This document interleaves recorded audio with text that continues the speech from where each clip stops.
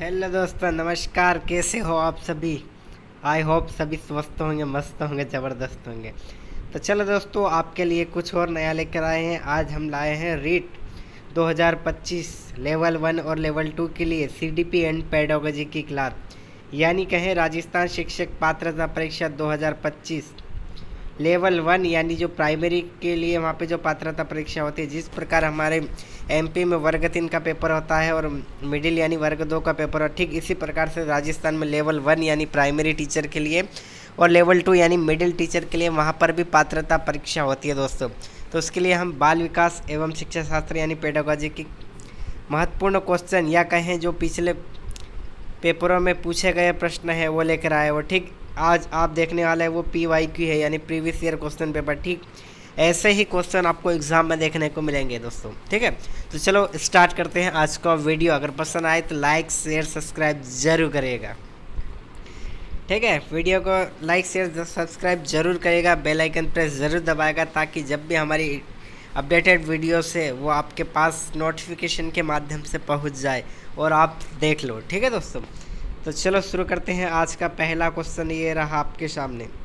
पहला प्रश्न ये पूछ रहा आपसे कि निम्नलिखित में से कौन सा कथन विकास के बारे में सत्य नहीं है, यानी क्वेश्चन नेगेटिव पूछा और इसका आंसर नेगेटिव ही होगा।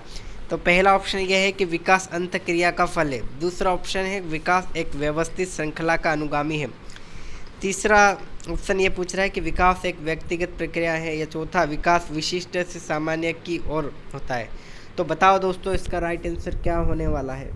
तो आप बताओ फटाफट क्या होने वाला है। तो आपने कहा इसका राइट आंसर हो जाएगा ऑप्शन 4, यानी विकास विशिष्ट से सामान्य की ओर होता है। यानी ये क्वेश्चन नेगेटिव था और इसका आंसर नेगेटिव आ गया, क्योंकि जो विकास होता है वो सामान्य से विशिष्ट की ओर होता है, ना कि विशिष्ट से सामान्य की ओर। ठीक है दोस्तों, चलो नेक्स्ट क्वेश्चन।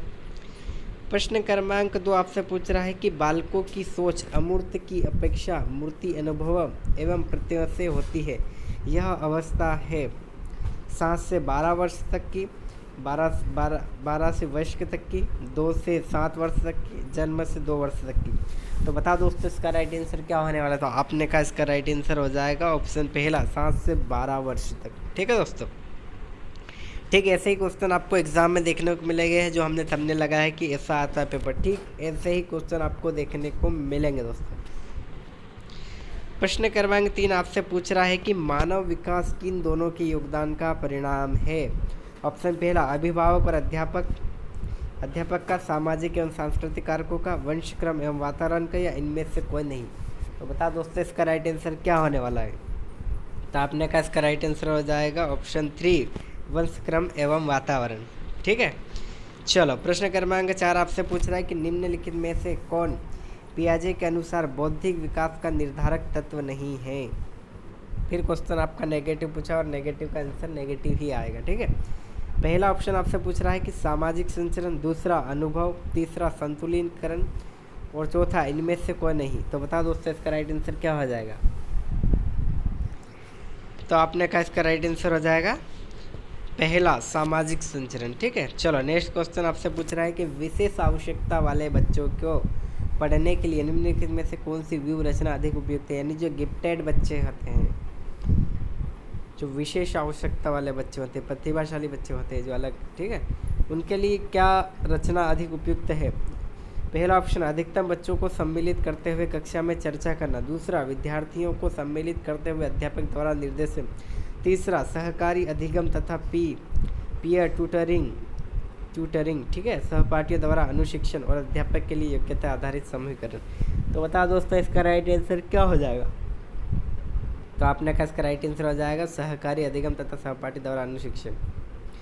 समस्या के अर्थों को जानने की योग्यता, वातावरण के दोषों, कमियों और रिक्तियों के प्रति सजगता विशेषता है। प्रतिभाशाली बालकों की, सामान्य बालकों की, सृजनशील बालकों की, इनमें से कोई नहीं। तो बता दोस्तों, इसका राइट आंसर क्या हो जाएगा? तो आपने कहा इसका राइट आंसर हो जाएगा सृजनशील बालकों की। ठीक है, प्रश्न क्रमांक 4 आपसे पूछ रहा है कि एक कॉलेज जाने वाली लड़की ने फर्श पर कोट फेंकने की आदत डाली है और लड़की की मां ने उससे कहा कि कमरे से बाहर जाओ और कोट को खूंटी पर टांगो। और लड़की अगली बार घर में प्रवेश करती है और कोट को हाथ पैर रखकर अलमारी की तरफ जाकर कोट को खूंटी पर टांग देती है, यह उदाहरण है। श्रृंखलागत अधिगम का, उद्दीपन अनुक्रिया अधिगम का, प्रत्यय अधिगम का, या उपरिक्त सभी। तो बता दोस्तों इसका राइट आंसर क्या होने वाला है? तो आपने कहा इसका राइट आंसर हो जाएगा श्रृंखलागत अधिगम का। ठीक है, चलो प्रश्न क्रमांक 8 आपसे पूछ रहा है कि भाई अभिप्रेरणा में समावेशित किया जाएगा, क्या किया जाएगा? प्रशंसा एवं दोषारोपण, प्रतिद्वंदिता, पुरस्कार एवं दंड, या परिणाम का ज्ञान। तो आपने कहा दोस्तों इसका राइट आंसर सॉरी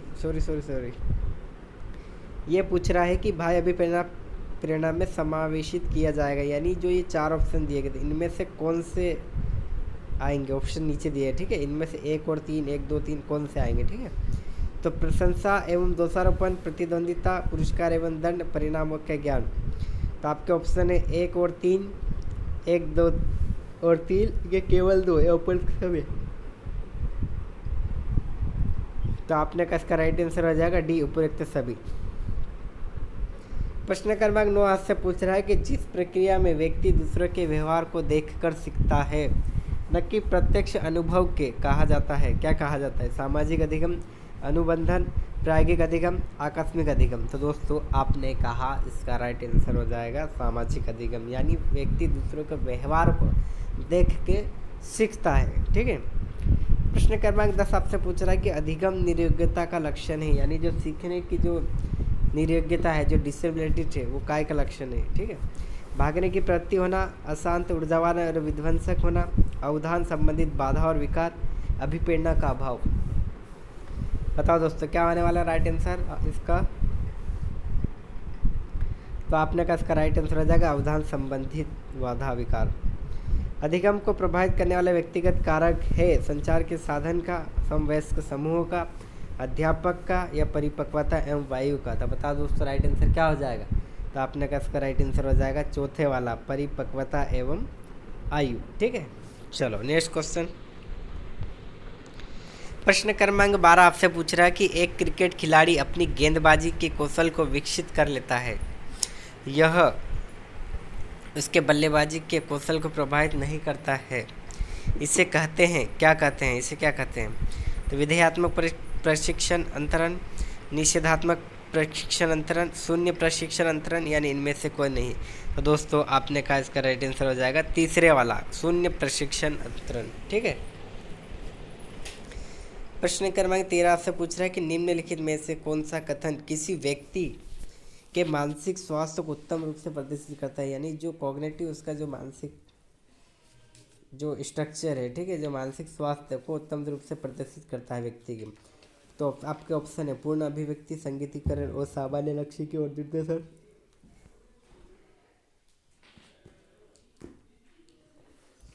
दूसरा आएगा मानसिक विकारों का ना होना, तीसरा आएगा व्यक्तित्व के विकारों से मुक्ति, और चौथा आएगा उपयुक्त सभी। तो बता दोस्तों इसका राइट आंसर क्या आ जाएगा? तो आपने कहा इसका राइट आंसर आ जाएगा पहला, पूर्ण अभिव्यक्ति, संगीतीकरण और सामान्य लक्ष्य की ओर निर्देशन।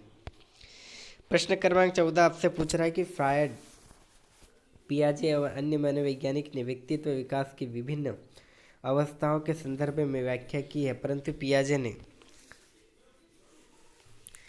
पियाजे ने क्या बोला है, क्या कहा है? ठीक है, तो ऑप्शन ये है, कहा कि विकास की अवस्था वातावरण से निर्धारित होती है, या कहा कि शेषावस्था के अनुभव ही अधिक प्रभावित करते हैं, बाकी व्यवस्था को सीमित प्रभाव होते हैं।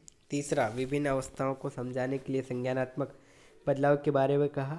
चौथा, इनमें से कोई नहीं। तो बता दोस्तों इसका राइट आंसर क्या हो जाएगा? तो आपने का इसका राइट आंसर हो जाएगा तीसरे वाला, जो विभिन्न अवस्थाओं को समझाने के लिए संज्ञानात्मक बदलाव के बारे में कहा। प्रश्न क्रमांक 15 आपसे पूछ रहा है कि गिलफोर्ड ने अभिसारी चिंतन पद का प्रयोग किसके समान अर्थ में किया है? बुद्धि के, सृजनात्मकता के, बुद्धि और सृजनात्मकता के, इनमें से कोई नहीं। तो दोस्तों बताओ इसका राइट आंसर क्या हो जाएगा?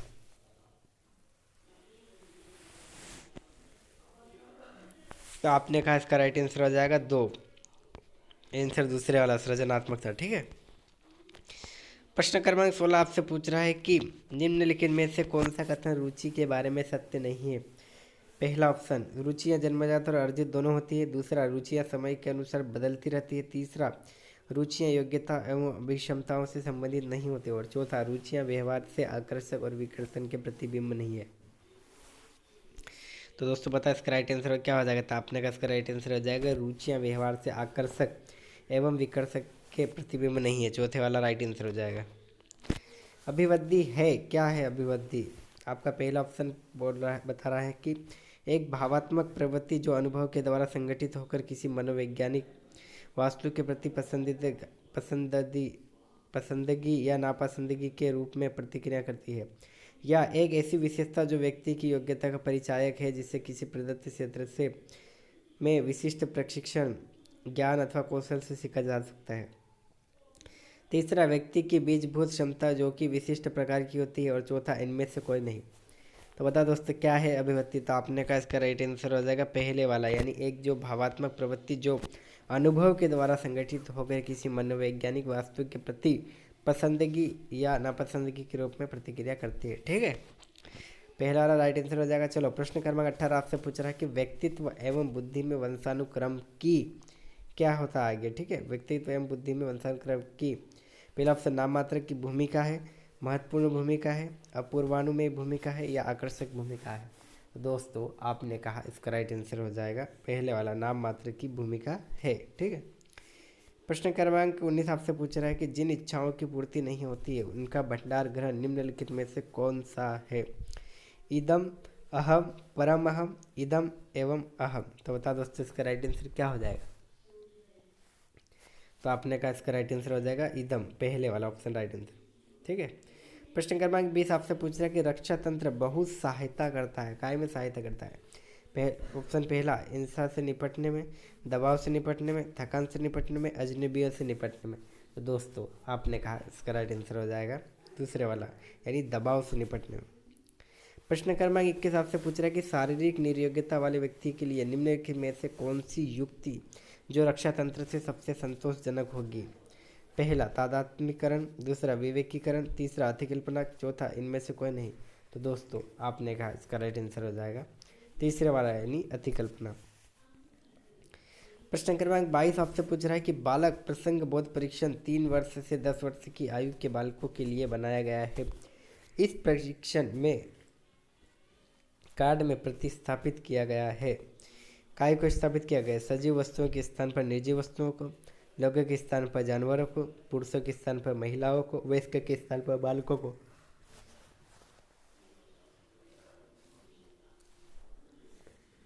तो बताओ दोस्तों इसका राइट आंसर क्या हो जाएगा? तो आपने कहा इसका राइट आंसर हो जाएगा दूसरे वाला, यानी लोगों के स्थान पर जानवरों को। प्रश्न क्रमांक 23 आपसे पूछ रहा है कि सृजनशील के पोषक के लिए एक अध्यापक को निम्नलिखित में से किस विधि की सहायता लेनी चाहिए?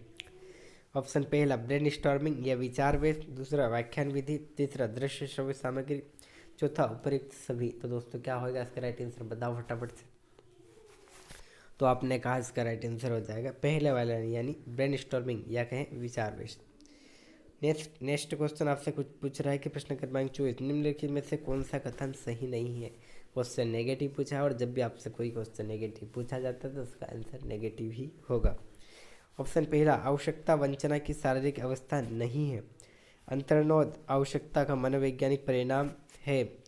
आवश्यकता एवं अंतर्नोद समान नहीं है बल्कि समानांतर है। यह मूल प्रवृत्तियाँ आंतरिक जैविक बल है। तो दोस्तों बताओ इसका राइट आंसर क्या होने वाला है? तो आपने कहा इसका राइट आंसर हो जाएगा पहले, यानी आवश्यकता वंचना की शारीरिक अवस्था नहीं। प्रश्न क्रमांक 25 आपसे पूछ रहा है कि जो शिक्षा का अधिकार अधिनियम 2009 में एक अध्यापक के लिए न्यूनतम कार्य घंटे प्रति सप्ताह के निर्धारित किए गए, यानी कि जो शिक्षा का अधिकार है 2009, उसमें एक जो अध्यापक है यानी जो टीचर है उसके न्यूनतम कार्य घंटे की प्रति सप्ताह, यानी एक सप्ताह में मैक्सिमम कितने घंटे उसके कार्य करने चाहिए, वो पूछ रहा है आपसे। 40 घंटे करना चाहिए, 45 घंटे करना चाहिए, 50 घंटे करना चाहिए, 55 घंटे करना चाहिए। तो बता दोस्तों फटाफट क्या है इसका राइट आंसर? तो आपने कहा इसका राइट आंसर हो जाएगा 45 घंटे, यानी दूसरा वाला राइट आंसर। प्रश्न क्रमांक 26 आपसे पूछ रहा है शिक्षा का अधिकार अधिनियम 2009 में एक अध्यापक को निम्नलिखित में से किस दायित्व को पूरा करना है?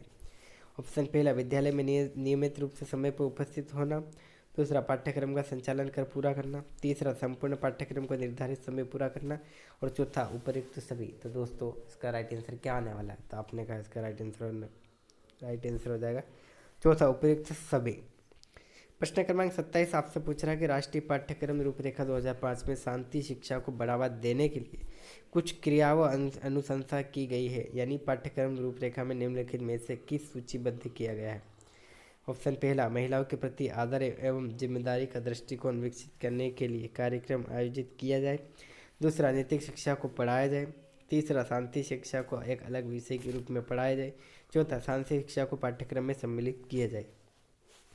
तो आपने कहा दोस्तों इसका राइट आंसर हो जाएगा पहले वाला है, यानी महिलाओं के प्रति आदर जिम्मेदारी का दृष्टिकोण विकसित करने के लिए कार्यक्रम आयोजित किया जाए। ठीक है, चलो प्रश्न क्रमांक 28 आपसे पूछ रहा है कि राष्ट्रीय पाठ्यचर्या की रूपरेखा 2005 में बातचीत की गई है, यानी जो NCF 2005 है उसमें क्या कहा गया है। ज्ञान स्थायी व दिया जाता है, से ज्ञान का विकास होता है और इसकी संरचना की जाती है। दूसरा, शैक्षिक केंद्र से विषय केंद्र होने पर। तीसरा, विद्यार्थी केंद्रित से अध्यापक केंद्रित की ओर। चौथा, इनमें से कोई नहीं। तो बता दोस्तों क्या हो जाएगा आपका राइट आंसर। तो आपने कहा इसका राइट आंसर हो जाएगा पहला, यानी ज्ञान स्थायी है और दिया जाता है से लेकर ज्ञान का विकास होता है और इसकी संरचना की जाती है। ठीक है, प्रश्न क्रमांक 29 पूछ रहा है कि आपसे क्रियात्मक अनुसंधान का उद्देश्य है, यानी जो क्रियात्मक अनुसंधान क्रियात्मक अनुसंधान का उद्देश्य है नवीन ज्ञान की खोज, शैक्षिक परिस्थितियों में व्यवहार विज्ञान का विकास, या विद्यालय तथा कक्षा की शैक्षिक कार्य प्रणाली में सुधार, या उपयुक्त सभी। तो दोस्तों आपने कहा इसका राइट आंसर हो जाएगा तीसरे वाला। ठीक है, विद्यालय तथा कक्षा की शैक्षिक कार्यक्रम में सुधार लाना। चलो आज का अंतिम प्रश्न ये रहा, आपसे पूछ रहा है कि राष्ट्रीय पाठ्यचर्या रूपरेखा 2005 के अंतर्गत परीक्षा सुधारों में निम्नलिखित में से किस सुधार को सुझाया गया है। खुली पुस्तक परीक्षा, सतत निरंतर एवं व्यापक मूल्यांकन, सामूहिक कार्यक्रम मूल्यांकन, कार्य मूल्यांकन, या कहें उपयुक्त सभी। तो दोस्तों बताओ जल्दी से इसका राइट आंसर क्या हो जाएगा। तो आपने कहा इसका राइट आंसर हो जाएगा चौथे वाला, यानी उपयुक्त सभी। ठीक है दोस्तों, थैंक्स फॉर वॉचिंग। अगर वीडियो पसंद आए तो लाइक शेयर सब्सक्राइब जरूर करिएगा। ठीक है दोस्तों, और वीडियो कैसा लगा कमेंट सेक्शन में ज़रूर बताइएगा। ठीक है दोस्तों, थैंक्स फॉर वॉचिंग। सभी को वीडियो देखने के लिए धन्यवाद और मिलते हैं नेक्स्ट वीडियो में। ठीक है दोस्तों।